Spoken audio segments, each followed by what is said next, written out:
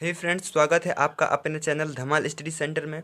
तो आज की वीडियो बहुत ही इंटरेस्टिंग होने वाली है, क्योंकि आज मैं आपको बताने वाला हूँ कक्षा 10वीं का अध्याय 5 समांतर श्रेणी। तो समांतर श्रेणी क्या है, इसके बारे में हम आज बेसिक नॉलेज जानेंगे कि समांतर श्रेणी क्या है, इसमें क्या होता है और इसे कैसे हल करते हैं। तो देखते हैं। सर्वप्रथम हम समांतर श्रेणी की परिभाषा देख लेते हैं कि समांतर श्रेणी क्या कहलाता है।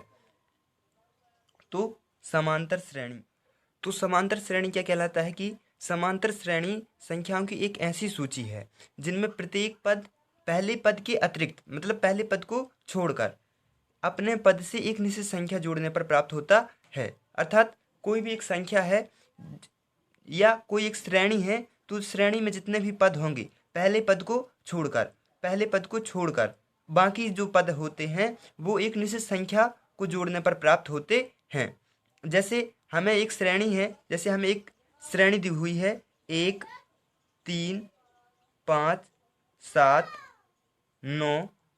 तो यहाँ पर आप देखते हैं कि एक प्रथम पद 1 है, ठीक है, और 1 के बाद फिर यहाँ पर 2 जुड़ा हुआ है, तो 1 + 2 = 3। फिर 3 के बाद फिर 2 जुड़ा हुआ है, तो 3 2 5। फिर 5 के बाद 2 जुड़ा हुआ है, तो 2 7। 7 के बाद फिर 2 जुड़ा हुआ है, तो 9। अर्थात यहाँ पर एक निश्चित संख्या जुड़ती जाती है। प्रत्येक पद में एक निश्चित संख्या, पहले पद को छोड़कर बाकी जो पद बचते हैं सभी पद एक निश्चित संख्या जुड़ने पर संख्या प्राप्त होती हैं। तो उनसे जो श्रेणी बनती है वह समांतर श्रेणी कहलाती है। समांतर श्रेणी क्या कहलाती है कि मतलब जो एक जिसमें जो प्रत्येक पद अपने एक निश्चित पद से जुड़ने पर प्राप्त होता है, जिसमें प्रत्येक पद जो मतलब जितने भी पद हैं वो एक निश्चित पद से जुड़ने पर ही प्राप्त होंगे, केवल प्रथम पद को छोड़कर।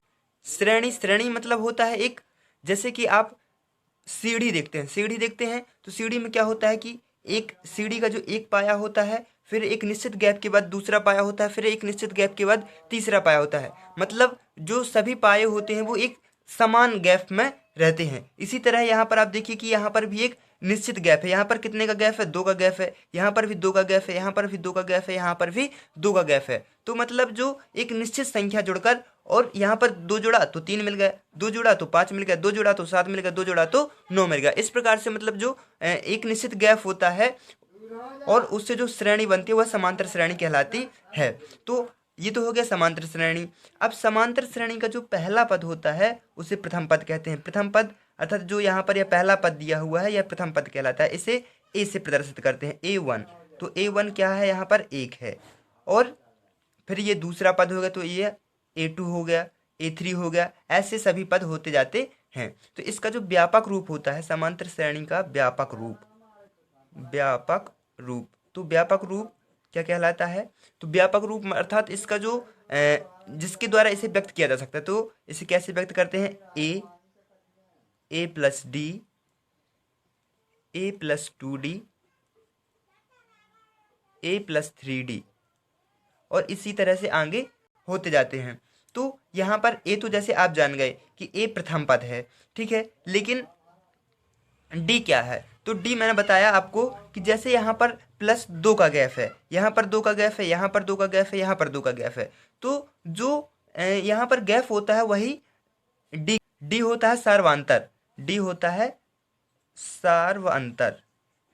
सार्वंतर अर्थात आप समझते होंगे, इसकी भाषा से ही आप समझ गए होंगे कि सार्वंतर अर्थात जो सभी में समान अंतर मिले वही सार्वंतर कहलाता है। तो डी जो होता है वह सार्वंतर कहलाता है। अर्थात जैसे यदि आप 3 में 1 घटाते हैं तो 2 मिलेगा, 5 में 3 घटाते हैं तो 2 मिलेगा, 7 में 5 घटाते हैं तो 2 मिलेगा, 9 में 7 घटाते हैं तो 2 मिलता है। तो यह कहलाता है सार्वंतर। तो यह डी कहलाता है सार्वंतर, ठीक है। तो यदि किसी सारणी को हमें ज्ञात करना तो कैसे ज्ञात करेंगे? वह इसका व्यापक रूप होता है ए, फिर a + d, a + 2d, a + 3d। जैसे हमें यहाँ पर यदि देखिए, यहाँ पर a हमें दिया है कितना? 1 दिया है, ठीक है, और a बराबर दिया है 1 अर्थात प्रथम पद है 1, और d बराबर दिया है यहाँ पर कितना? 2। तो अब हमें प्रश्न में आ गया जैसे कि a बराबर 1 है, d बराबर 2 है, तो श्रेणी ज्ञात कीजिए। तो कैसे श्रेणी ज्ञात करना है? तो यहाँ पर देखिए, यहाँ पर हमें ये व्यापक रूप याद है, तो व्यापक रूप के बाद हम क्या करते हैं कि यहाँ पर a, तो a बराबर 1 है तो 1 रख देते हैं। फिर यहाँ पर a + d, तो 1+2 कर देते हैं। फिर यहाँ पर 1+2 गुणे 2, फिर 1+3 गुणे 2।